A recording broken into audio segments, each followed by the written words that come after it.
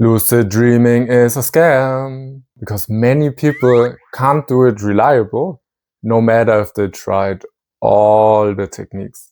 Are you one of them? I know that I'm one of them. And that's why I created Multiverse Therapy. And that's a whole different approach to lucid dreaming. Not just another technique that works only for some people.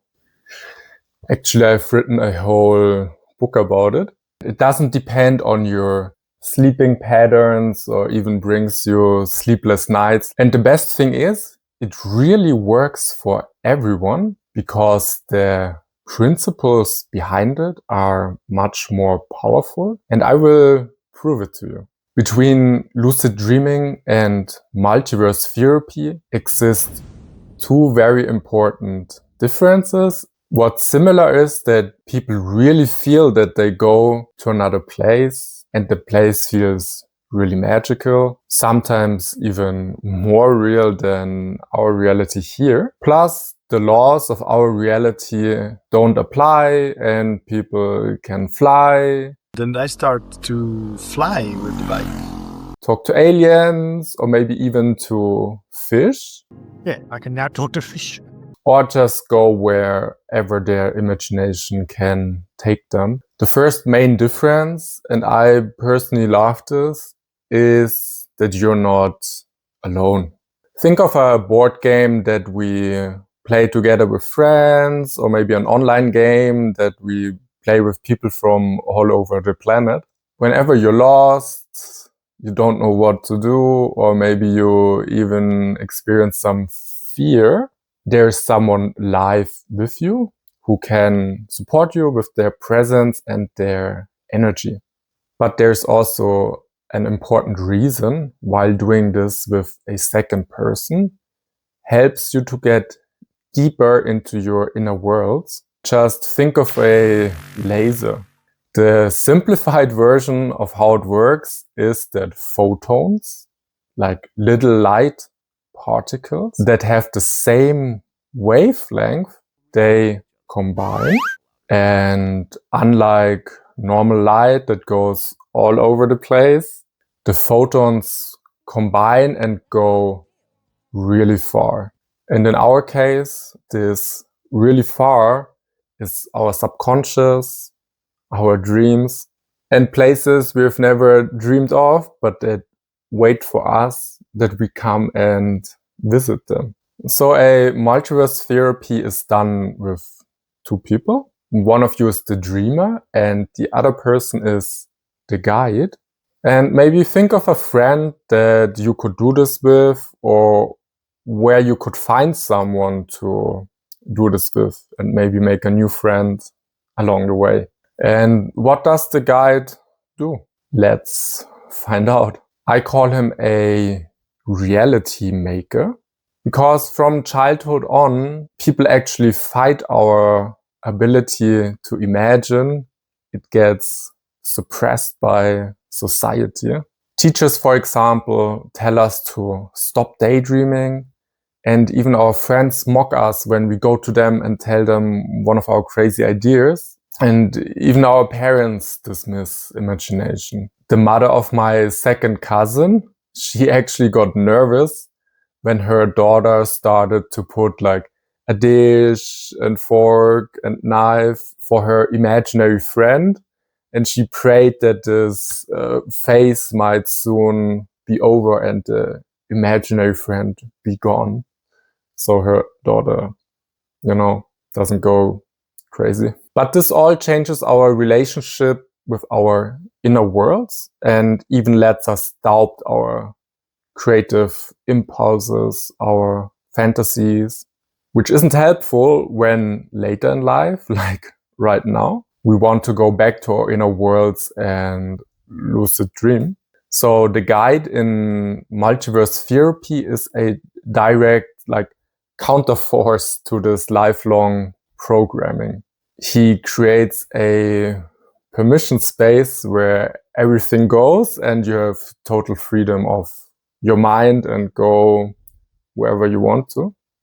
When the dreamer, for example, sees a golden elephant, the guide could ask, what's this elephant's name? And this is also one of my favorite questions to ask, because when we name something, suddenly we know more about this thing or about this person. I mean, you could even give a name to a rock, and suddenly like the rock in your dream gets a personality.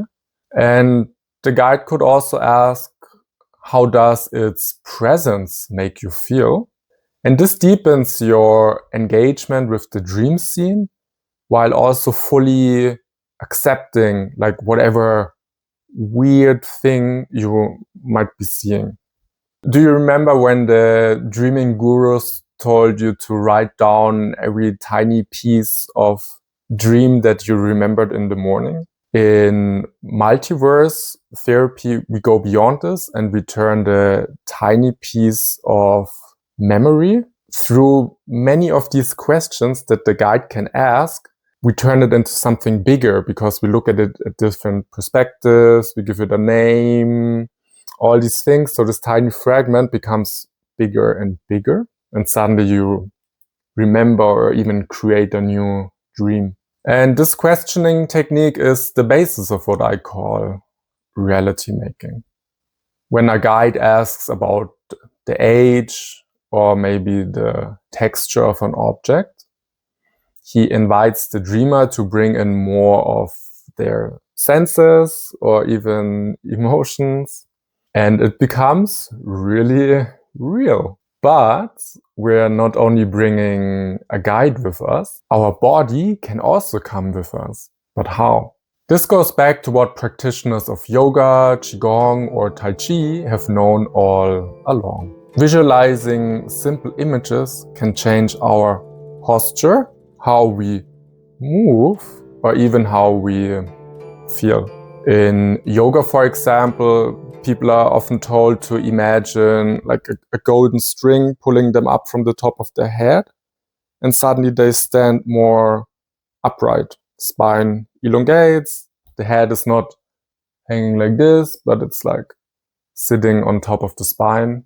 And the guide can tell the dreamer to take deep breaths as they explore a peaceful forest scene. He could say, imagine really inhaling the forest, the things you see, but also what you hear and feel. You can inhale it all. And the dreamer might notice a flow of real energy in their physical body.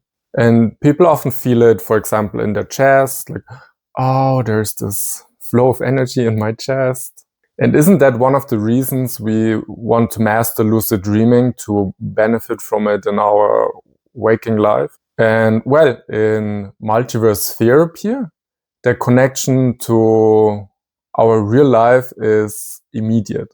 I guided, for example, Everett through his first multiverse therapy, and he encountered a charged purple cloud, which he then called his purple friend. And purple friend took him like a cosmic Uber to really unique places in the universe. But what's special is then the next day, he shared with me how he could go back to purple friend when he felt anxiety or the need to perform a certain way come up in his waking life. But to really lucid dream, you have to sleep, right?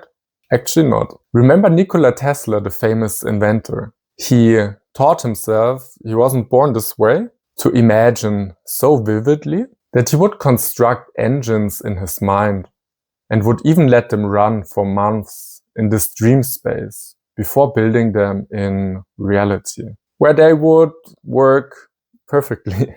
Tesla didn't depend on sleep or the night to get into this altered state of consciousness. And with multiverse therapy, it's the same. Just don't do it after drinking massive amounts of coffee or having the most stressful day of your life ever. But aside from that, you can really do it during any hour of the day. Usually 15 minutes into a session, I can feel how people sink deeper into the experience. and their voice becomes quieter and more dreamy, deeply engaged with what they see or feel and hear. And if you want to see how a actual session is done, what questions the guide can ask and where to actually start, click on any of the videos on your screen right now and watch a live session. Bye!